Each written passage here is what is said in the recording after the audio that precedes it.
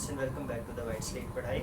आज हम लोग चैप्टर ट्रिग्नोमेट्रिक फंक्शंस का 4th लेक्चर कर रहे हैं, जिसमें हम लोग ग्राफ्स देखेंगे और कुछ सॉल्व्ड एग्जांपल्स देखेंगे before moving to the next exercise which is exercise 3.2।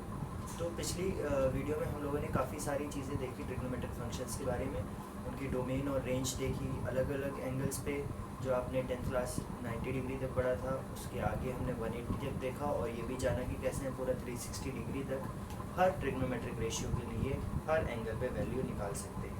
ठीक है, उसके बाद हमने देखा कौन सी क्वाड्रेंट में क्या हमारे सिग्नेचर साइन रहेंगे, प्लस रहेगा, माइनस रहेगा और अलग अलग मैग्नीट्यूड्स क्या रहेंगे। तो जो सारी चीज़ें हमने पिछले लेक्चर में लेक्चर 3 में करी थी, उसी के बेसिस पे आज हम लोग ग्राफ्स बनाना सीखेंगे हमारे सारे ट्रिग्नोमेट्रिक फंक्शंस का। साइन एक्स और कॉस एक्स का हम पहले ही पढ़ चुके हैं, बट उनको भी आज दोबारा रिपीट करेंगे। तो बिना किसी देरी के स्टार्ट करते हैं। सबसे पहले हम लोग पढ़ेंगे, तो पहले तो हेडिंग लिख दूँ मैं। तो पहला ग्राफ जो हम लोग देखने जा रहे हैं वो है साइन एक्स का। अगर आप डोमेन और रेंज आपको याद हो तो इसकी डोमेन है सारे रियल नंबर्स, और अगर रेंज की बात करें मतलब क्या क्या आंसर कहाँ से किस रेंज से किस रेंज में आता है, तो वो है -1 से लेकर +1 तक सारी वैल्यूज। ठीक है, तो हम लोगों ने कुछ देखा था पिछली क्लास में ऐसा कि अगर ये मेरी एक्स एक्सिस है, ये +x -x, ये -∞ तक जा रहा है और ये +∞ तक जा रहा है। ऐसे ही ये मेरी y की एक्सिस है जहाँ पर मेरा sin x का फंक्शन मैं रिप्रेजेंट कर रहा हूँ। तो ये अगर 0 लिख दूँ, मैं हर 90 डिग्री पे मैं वैल्यू लिख रहा हूँ यहाँ पर। इसको मैं π/2 मतलब 90 बोल दूँ, इसको मैं पाई मतलब 180 बोल दूँ, 3π/2 मतलब कि 270 बोल दूँ, और 2π मतलब कि 1 कंप्लीट रोटेशन 360 डिग्री बोल दूँ। ऐसे ही इसके बाद आ जाएगा 2π + π/2। अगर 2 और हाफ प्लस कर देंगे तो 2.5 मतलब कि 5π/2 आ जाएगा। इसके बाद हमारे पास इसी तरह से यहाँ पर 3π आ जाएगा और यहाँ पर आ जाएगा 7π/2। ठीक है, नेगेटिव डायरेक्शंस में सेम चीज़ें रिपीट हो जाएंगी, -π/2 -π -3π/2 -2π -5π/2 एंड सो ऑन।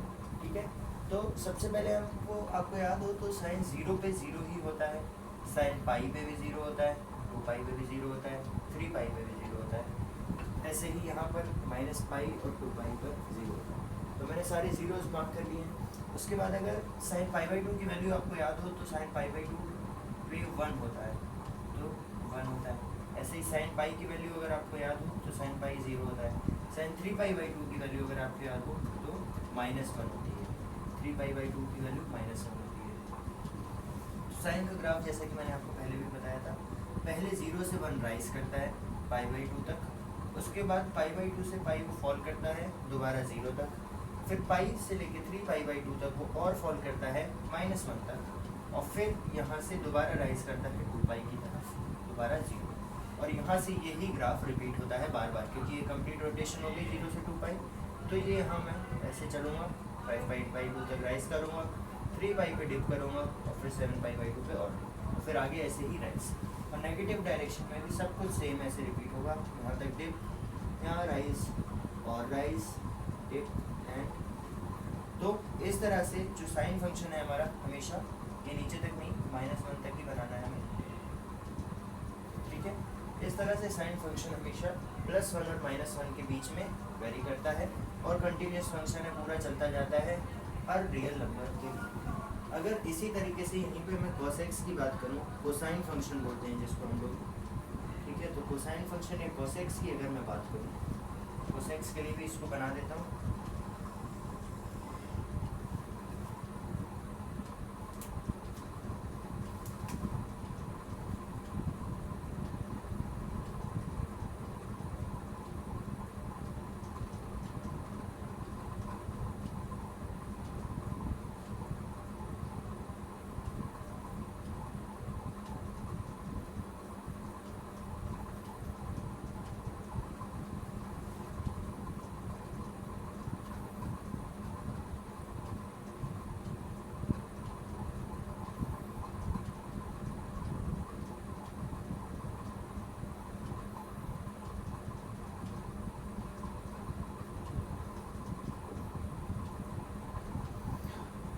cosx की वैल्यू अगर मैं देखूँ कहाँ कहाँ पर जीरो होती है, तो आपको याद होगा मैंने बताई थी 2n+1 पाई/2 जहाँ जहाँ पर होगा for n belonging to integer वो वैल्यू z होती है। मतलब कि पाई/2 पर जीरो होती है, 3 पाई/2 पे जीरो होती है, 5 पाई/2 पे और आगे 7 पाई/2 पे। ऐसे ही यहाँ पर -पाई/2, 3 पाई/2, 5 पाई/2 जितने में भी पाई/2 लग रहा है उन सब पर जीरो होती है cosx की वैल्यू। cosx की अगर जीरो पे बात करें, cos 0 होता है 1, प्लस का 1 होता है cos 0, तो यहाँ से ये फंक्शन स्टार्ट होगा और यहाँ 0 होता है तो ऑब्वियसली यहाँ को डिप करेगा। ऐसे ही cos पाई आपको याद हो तो मैंने बताया था -1 के बराबर होता है, -1। तो ये मुझे दिख रहा है कि फंक्शन ऐसे डिप होता हुआ गया। 3 पाई/2 पे दोबारा 0 है तो ऐसे राइज करेगा। cos 2 पाई दोबारा 1 हो जाता है क्योंकि 2 पाई पे एक कंप्लीट रोटेशन पूरी हो जाती है, तो cos 2 पाई पे ये cos दोबारा 1 हो जाएगा। और उसके बाद क्योंकि एक रोटेशन हो गई है पूरी यहाँ से यहाँ तक, दोबारा 1 पे आ गए, तो यही चीज़ जैसे यहाँ रिपीट हो गई थी रिपीट हो जाती है। तो यहाँ से मैं डिप करूँगा, डिप करता हुआ 3 पाई पे जाऊँगा और फिर फर्दर इंक्रीज होगा। और ये यहाँ पर क्या है, इतना डिप नहीं, ये यहाँ पर -1 ही है, ठीक है। ऐसे ही इस डायरेक्शन में भी मैं यूँ आऊँगा यहाँ से होते हुए -पाई पे cos की वैल्यू -1, फिर ऊपर और यहाँ पर 0 और ये -1 तक जाएगा, ठीक है, -1 और ये +1 तक जाएगा। तो +1 से -1 पूरी एक्सिस के लिए -इन्फिनिटी से +इन्फिनिटी जो है cos x भी sin x की तरह वेरी करता है। डिफरेंस इतना है कि ये एक शिफ्टेड ग्राफ है, अगर आप देखोगे तो ये और ये ग्राफ सेम है, सिर्फ अंतर इतना है कि यहाँ पर और यहाँ पर इसकी एक्सिस अगर ये वाली मैं यहाँ उठा के रखूँ तो देखो ये साइन का ही ग्राफ बन रहा है, लेकिन यहाँ पर हमारा cos फंक्शन 1 से स्टार्ट होता है और साइन फंक्शन 0 से स्टार्ट होता है। और बाकी सारे ग्राफ्स में भी आपको कुछ ना कुछ सिमेट्री देखने को मिलेगी, अभी हम करेंगे तो आप देखोगे जैसे साइन और cos लगभग एक जैसे हैं, डिफरेंस इतना है कि ये 1 से शुरू हो रहा है और ये 0 से, ठीक है।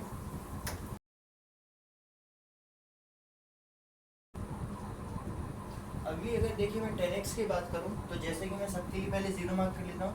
n कहाँ पर 0 होता है, वहीं पर जहाँ साइन 0 होता है, मतलब 0 पर पाई, 2 पाई, 3 पाई, -पाई और -2 पर, इन सब जगहों पर tan 0 होता है।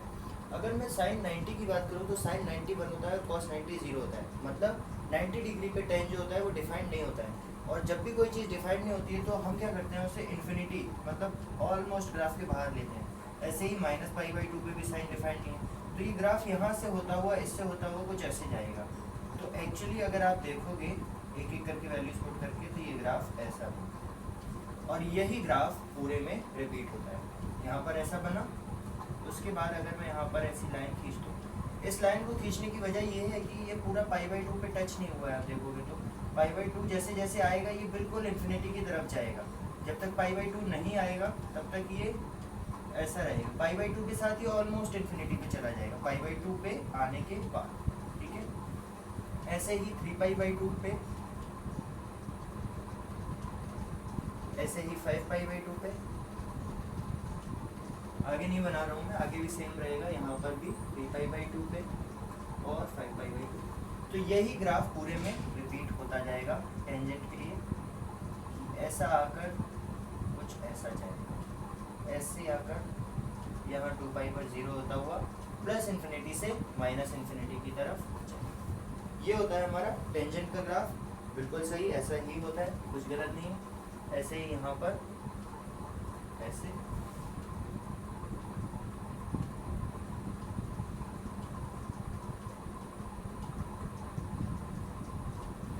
ठीक है।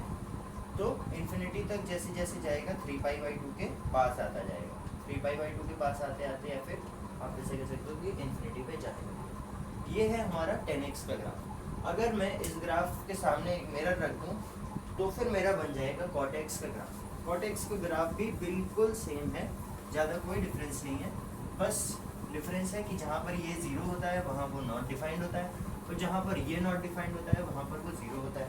तो थोड़ा सा ही अंतर आएगा, ज़्यादा कुछ अंतर नहीं आएगा। तो अगर चौथे नंबर पे मैं बात करूं cot x के ग्राफ की, तो cot x का ग्राफ कुछ ऐसा बनेगा। अब देखो cot x क्या होता है, cos 90 अपॉन sin 90। sin 90 होता है 1 और cos 90 होता है 0, मतलब कि पाई/2 पे जीरो रहेगा। ऐसे ही 3π/2 पे जीरो रहेगा, और यहाँ में -π/2, और यहाँ पे एक्चुअली -π आएगा, देखो यहाँ पर आएगा 3π/2, यहाँ पर आएगा -2, ठीक है। तो यहाँ पर भी जीरो रहेगा, इन वैल्यूज पे हमारा जीरो रह रहा है। और कॉट जीरो पे क्या होता है, कॉस जीरो होता है 1, और साइन जीरो होता है 0। तो यहाँ पर ये ग्राफ इन्फिनिटी को अप्रोच कर रहा होगा, क्योंकि नीचे साइन जीरो बन रहा है जो कि हमें इनडिटर्मिनेट फॉर्म में ले जाएगा, तो यहाँ जीरो बनेगा। ऐसे ही इस -5 पे भी जीरो के इन्फिनिटी के करीब जाएगा। तो अब क्या हो जाएगा, ये देखो ये वाला ग्राफ ऐसा चलेगा, tan वाला कैसा चला था, ऐसा चला था, और कॉट का इसका ऑपोजिट चलेगा, ठीक है। एक चीज़ आपको और बता देना चाहूँगा कि ये आपको बनाने बहुत कंपलसरी है, क्योंकि यही ये डोनेट करेंगे कि आपका ग्राफ इन्फिनिटी को अप्रोच कर रहा है जैसे जैसे वो 2π इन वैल्यूज़ पे आ रहा है। तो यहाँ से ये ऐसे गया, और सिमिलरली ऐसे गया, और ये इन्फिनिटी पे चला गया, ठीक है। तो जो हमारा कॉटेक्स का ग्राफ है वो कुछ इस तरह से बनता है, बिल्कुल tan का मिरर इमेज है, tan का उल्टा है। डिफरेंस इतना है, वो π/2 पे, ये वाला π/2 पे जीरो है, और वो 0 पे जीरो था, प्लस वो ऐसा चल रहा था और ये ऐसा चल रहा है। बाकी हमने प्रैक्टिकली देखा है कि ऐसा क्यों हो रहा है, जीरो वाली वैल्यूज पे जीरो किया और इन्फिनिटी वाली पे इन्फिनिटी किया, और फिर ड्रॉ कर दिया कि कैसे जाएगा। अब बात आती है हमारे कोसेक एक्स और सेक एक्स के ग्राफ की। तो देखिए, अगर आपको वैल्यूज़ के टर्म्स में याद हो तो cos x जो होता है, अगर मैं यहाँ पर 1 लिख दूँ और यहाँ पर -1 लिख दूँ, तो आपको याद होगा कि cosec x जो है वो कभी भी 1 और -1 के बीच में आंसर नहीं आता है। 1 से जाता है वो इन्फिनिटी की तरफ, और -1 से जाता है नेगेटिव के इन्फिनिटी की तरफ। तो इसका जो ग्राफ बनता है वो कुछ ऐसा बनता है।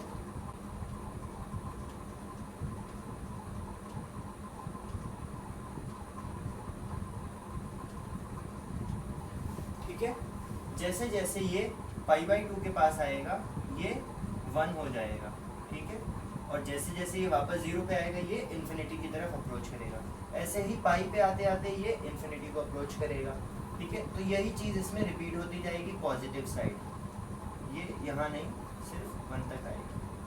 लेकिन क्योंकि अब देखो पाई के बाद क्या होता है, पाई के बाद लग जाती है थर्ड क्वाड्रेंट, वहाँ पर ये नेगेटिव होता है, तो अब ये चीज़ नेगेटिव डायरेक्शन में रिपीट होगी और ये -1 की तरफ अप्रोच करेगा। ऐसे ही 2π के बाद क्या होगा, सिमिलर चीज़ रिपीट होने लगेगी। ये यहाँ से ऐसे 1 से होते हुए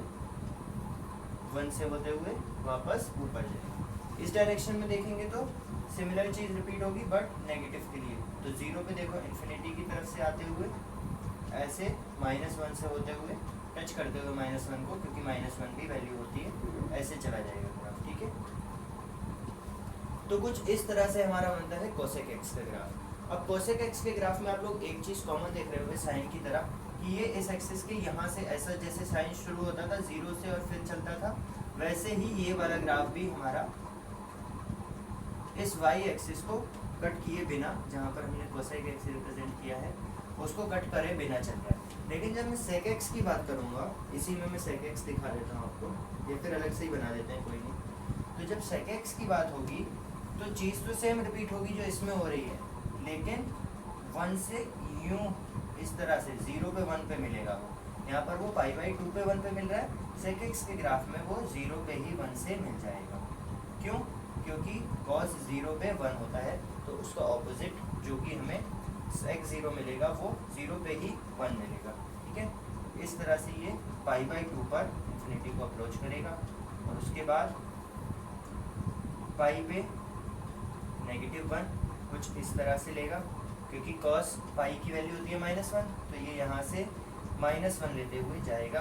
और ऐसे ही इसके बाद जब यहाँ पर ये वाली एक्सिस आ जाएगी उसके बाद ऐसे, तो आप समझ पा रहे होंगे ये पॉइंट कौन सा है, 3π/2, और ये पॉइंट कौन सा है, ये देखो सबसे पहले तो ये बिल्कुल इसके बराबर होगा, तो ऐसे जाएगा, ये पॉइंट होगा 2π, क्योंकि cos 2π मतलब cos 0, और ये फंक्शन यहाँ से रिपीट होने लगा। ऐसे ही इस डायरेक्शन में ये -π/2 है, अगर यहाँ पर माइनस पाई है तो माइनस पाई पे माइनस वन को अप्रोच करेगा वो, तो कुछ इस तरह से चलेगा और ये वैल्यू हो जाएगी -3π/।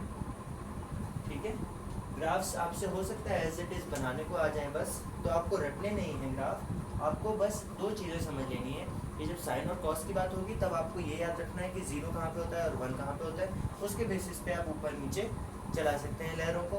और ऐसे ही जब कॉट टेन और कोसेक और सेक की बात होगी तब आपको ये याद रखना है कि 1 कहाँ पे है, इन्फिनिटी कहाँ पे है या फिर 0 कहाँ पे। 0 तो कहीं पे होगा ही नहीं कोसेक और सेक के केस में, तो इनके लिए आपको बस 1, इन्फिनिटी और -1 याद रखना है और उसके बेसिस पे आप बना सकते हो। कॉट और टेन में आपको 0 और इन्फिनिटी याद रखना है, उसके बेसिस पे बना सकते हो। अभी हम लोग करेंगे आपकी बुक में दिए हुए कुछ सॉल्व एग्जाम्पल्स जो कि बहुत ही सिंपल है। 5 एग्जाम्पल हम लोग पहले ही कर चुके थे, एग्जाम्पल 6 से हम करने जा रहे हैं।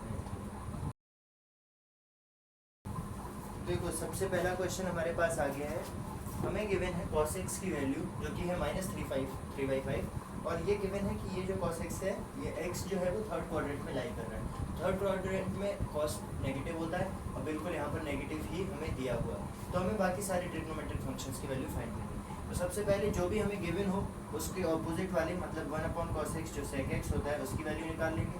तो sec x होता है 1/cos x मतलब कि 1/-5/3/5, तो ये आ जाएगा -5/। तो ये तो आ गया हमारा sec x। उसके बाद हमें हमारी आइडेंटिटीज़ याद हैं, इस cos से हम लोग साइन निकाल सकते हैं। हमें पता है कि cos square x plus sine square x 1 के बराबर होता है। cos स्क्वायर x जो है वो हो जाएगा 3/5 का स्क्वायर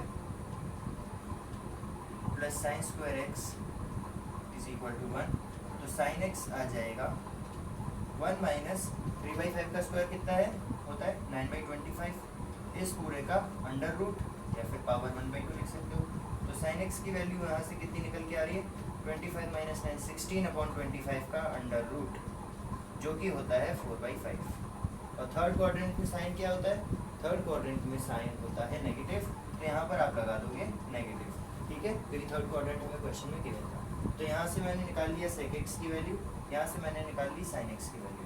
ठीक है, अब साइन और cos मिल गया है तो मैं tan भी निकाल सबसे देखो साइन को उल्टा कर देंगे तो क्या मिल जाता है cosec x, तो cosec x की वैल्यू आ जाएगी 1/sin। आपको ऐसे करके ही लिखना होगा 1/sin, क्योंकि ये नहीं लिखोगे सीधा इसको पलट दोगे तो मार्क्स जाएंगे कट। ठीक है, cosec की मिल गई, sin की मिल गई, sec की मिल गई, cos की मिल गई।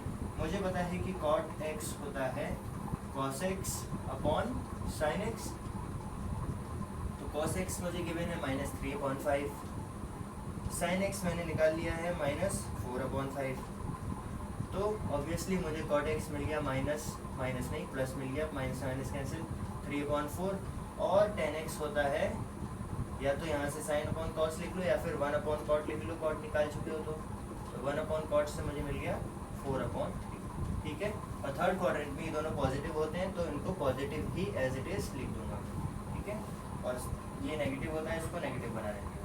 बड़े ही सिंपल तरीके से मैंने एक cos x मुझे गिवन था, बाकी सारी चीज़ें कैलकुलेट कर देंगे।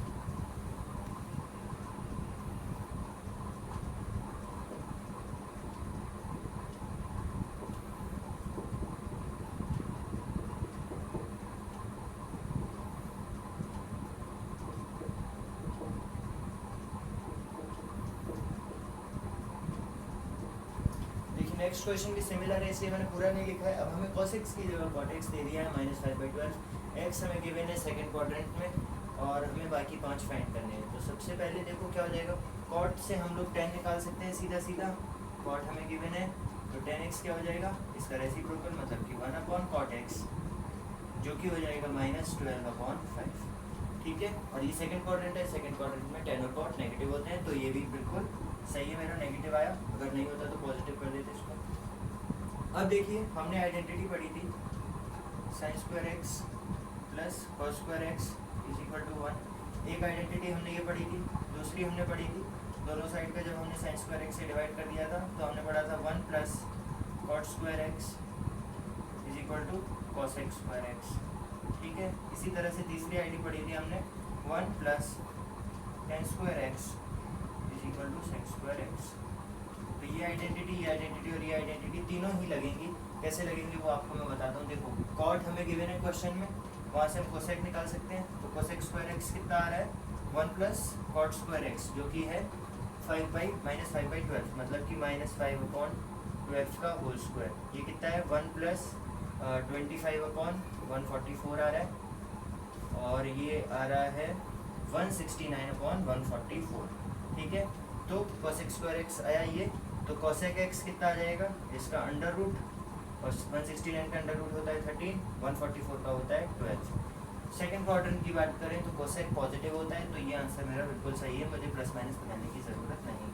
कोसेक से ही मैं साइन निकाल लूँगा। साइन एक्स होता है इसका रेसिप्रोकल मतलब कि 1/कोसेक एक्स, तो हो जाएगा 12/13।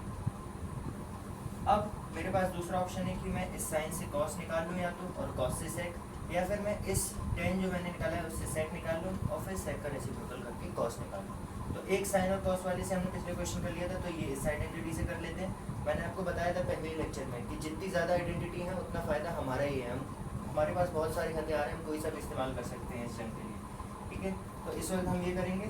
तो 1 प्लस टेन स्क्वायर एक्स, देखो 10 क्या है 12/5, तो -12/5 का स्क्वायर, ये बराबर है सेक स्क्वायर एक्स के, मतलब कि 1 प्लस 144/25 बराबर है सेक स्क्वायर एक्स के, या फिर सेक एक्स लिख के इस पूरे का अंडर रूट बना दो। तो ये कितना है 25, 169/25 बन रहा है यहाँ पर अंडर रूट, और ये किसके बराबर है 13/5 के बराबर है। तो सेक एक्स जो है मेरा वो आ गया 13/5। और सेकंड क्वाड्रेंट में सेक क्या होता है नेगेटिव होता है, तो यहाँ पर माइनस लगा दो फटाफट। और कॉस एक्स क्या होता है 1/सेक एक्स। ठीक है, तो -5/13। तो मैंने कॉस फाइंड कर लिया, मैंने साइन फाइंड कर लिया, मैंने कोसेक फाइंड कर लिया, मैंने सेक फाइंड कर लिया, मैंने टेन भी फाइंड कर लिया, और कॉट मुझे क्वेश्चन में गिवन था ऑलरेडी। देखिए हमें क्वेश्चन गिवन है find the value of sine 31π/3। एक चीज़ मुझे पता है जो मैं यहाँ पर यूज़ कर सकता हूँ कि 2π के बाद सब चीज़ें रिपीट होने लगती हैं। 2π के बाद 4π के बाद 6π के बाद 8π के बाद, मतलब हर 2π पे सेम चीज़ें रिपीट होने लगती हैं। ठीक है, तो अब ये 31π/3 जो है, देखो मुझे कुछ भी करके इसको इवन मल्टीपल में तोड़ना है। किस चीज़ का इवन मल्टीपल, नीचे वाले का इवन मल्टीपल। तो नीचे वाले का इवन मल्टीपल कब बनेगा, देखो 3 × 10 = 30 जो है वो इसके सबसे पास आ रहा है, तो मैं इसको लिखूँगा 30π/3 प्लस π/3। ठीक है, तो 30π/3 से मुझे क्या मिला, 3 से ये 30 कट गया, 10π मिल गया मुझे, 10π प्लस π/3। इसका मतलब सिर्फ ये है कि 10π के बाद हम लोग π/3 और चल गए। मतलब अब इस 10π से तो मुझे कोई मतलब है ही नहीं, क्योंकि यहाँ तक तो वही रहेगा जो साइन 0 की साइन नहीं, जो भी आपको क्वेश्चन में वैसे साइन गिवन है तो साइन ले लो। अगर किसी भी ट्रिग्नोमेट्रिक की मतलब 0 पे जो वैल्यू होती है वहाँ से हम π/3 आगे चले, तो इस पूरे से मुझे कोई मतलब नहीं है, क्योंकि ये इवन मल्टीपल ऑफ पाई बन गया है एक 2nπ के फॉर्म में, और मुझे सिर्फ इस साइन π/3 से मतलब है। और इसीलिए मैं यहाँ पर लिखूँगा sine 31π/3 is equal to sine π/3, और साइन π/3 क्या होता है साइन 60। साइन 60 की वैल्यू होती है √3/2, और यही मेरा आंसर है। ठीक है, तो आपको क्या करना है, ऐसे 2π 4π 6π 8π कुछ इवन मल्टीपल बना लेना है, और नहीं इवन मल्टीपल, क्योंकि इवन मल्टीपल के बाद चीज़ें रिपीट होती हैं। और फिर आप सीधा ये लिख सकते हो sine 31π/3 is equal to sine π/3, या फिर इसको एक्चुअली आपको ऐसे नहीं, आपको ऐसे लिखना चाहिए sine 31π/3 is equal to sine 10π plus π/3 which is equal to sine π/3। Okay, तो लास्ट क्वेश्चन जो है हमारे पास, लास्ट एग्जांपल, वो भी कुछ सिमिलर है। cos -17 10 की वैल्यू हमें निकालनी है। तो cos -17 10 में क्या है, जैसे अभी तक हम 2π हमने पिछले क्वेश्चन में देख रहे थे, अब हम 360 के टर्म्स में देखेंगे। और 360 क्या होता है, 2π ही होता है। तो 360 का कोई भी मल्टीपल, ऑड भी ले सकते हैं, क्योंकि यहाँ पर मैंने पहले ही पाई की जगह 2π ले रखा है, 360 ले रखा है। तो 360 का कोई भी मल्टीपल हमें ढूंढना है जो इसके सबसे पास हो। तो मुझे दिख रहा है 2π × 5 मतलब कि 10π कितना होता है 1800 होता है। 1800 इसके सबसे ज़्यादा पास है, ठीक है। तो 1800 के टर्म्स में, और सबसे पास के साथ साथ एक चीज़ और दिख रही है कि 1800 से अगर मुझे 1710 पे पहुंचना है तो मुझे 90 डिग्री मिल रहा है, और 90 डिग्री के लिए मैंने अलग अलग रेशियोज़ मतलब कॉस साइन इनकी वैल्यूज़ पढ़ी हैं, तो बिल्कुल सब कुछ वैसे ही हो रहा है जैसे मुझे चाहिए। तो मैं अब इसको 1800 और 90 के टर्म्स में लिखूँगा। सबसे पहले तो देखो कॉस ऑफ माइनस एक्स जो होता है, मुझे पता है कि कॉस ऑफ माइनस एक्स बराबर होता है कॉस एक्स के, ठीक है। तो कॉस ऑफ माइनस 1710 जो है वो किसके इक्वल आ जाएगा, कॉस 1710 के। सिंपल है ये चीज़। अब देखो इस कॉस 1710 को मैं क्या लिख सकता हूँ, जैसा कि अभी मैंने बताया था कॉस 1800 माइनस 90 लिख सकते हैं। 1800 में से 90 गए तो 1710 आएगा, बिल्कुल। और ये चीज़ जो लिखी है मेरे सामने, अगर इसको देखो, वैसे तो ये लाइन लिखने की ज़रूरत नहीं है पर मैं आपको समझाने के लिए लिख रहा हूँ। 1800 होता है 10 पाई, ऐसा मैंने इसलिए लिखा ताकि अगले किसी क्वेश्चन में अगर पास ऐसा रेडियन फॉर्म में आए तो भी आप कर पाओ। तो 10 पाई माइनस 90 क्या होता है, पाई/2, ये लिखा हुआ है। ये दोनों सेम है तो आपको ये लिखने की ज़रूरत नहीं है, लेकिन आगे कोई क्वेश्चन रेडियन में आए तो आप कैसे करोगे कंफ्यूज ना हुए बिना, इसलिए मैंने इसको ऐसे लिखा है। तो अब जब भी मेरे को 2 पाई का इवन मल्टीपल, या ये कह सकते हैं कि n पाई में पाई का ऑड मल्टीपल मिल गया, इवन मल्टीपल मिल गया, तो मैं क्या करूँगा कि इसके अलावा जो भी चीज़ मेरे पास लिखी हुई है, अगर यहाँ प्लस में कुछ लिखा होता तो उसे एज इट इज़ प्लस के साथ लिख देता, यहाँ माइनस पाई/2 लिखा है तो इसे माइनस के साथ एज इट इज़ लिख दूंगा और इसको भूल जाऊंगा। तो कॉस 10 पाई माइनस पाई/2 बराबर है कॉस माइनस पाई/2 के। वैसे तो मुझे कॉस माइनस पाई/2 भी पता है कि 0 होता है, लेकिन फिर भी आप यहाँ पर भी ये वाली प्रॉपर्टी लगा सकते हो और कॉस माइनस पाई/2 को कॉस पाई/2 लिख सकते हो, जो कि 0 के बराबर है, ठीक है। तो ये क्वेश्चन सिंपल है। पिछले क्वेश्चन में कैमरा अटक गया था और इसीलिए वो पार्ट एकदम बीच से क्लोज हो गया और यहाँ पे आ गए हम लोग सीधा, बट वो मैंने आपको समझा ही दिया था अच्छे से, और बस एक बीच में लाइन और जोड़ दी थी उसमें, तो वो आप समझ लोगे, कोई दिक्कत नहीं होगी आपको। आज की वीडियो में बस हम लोग इतना ही करेंगे। अगर आपको कुछ भी नहीं समझ आया हो तो आप कमेंट्स में बता सकते हैं। अपने फ्रेंड्स के साथ वीडियो शेयर करते रहना ताकि ज़्यादा से ज़्यादा स्टूडेंट्स पढ़ सकें, और अगर वीडियो अच्छी लगी हो तो लाइक, और अगर अभी तक आपने द वाइट स्लेट पढ़ाई चैनल सब्सक्राइब नहीं किया है तो सब्सक्राइब।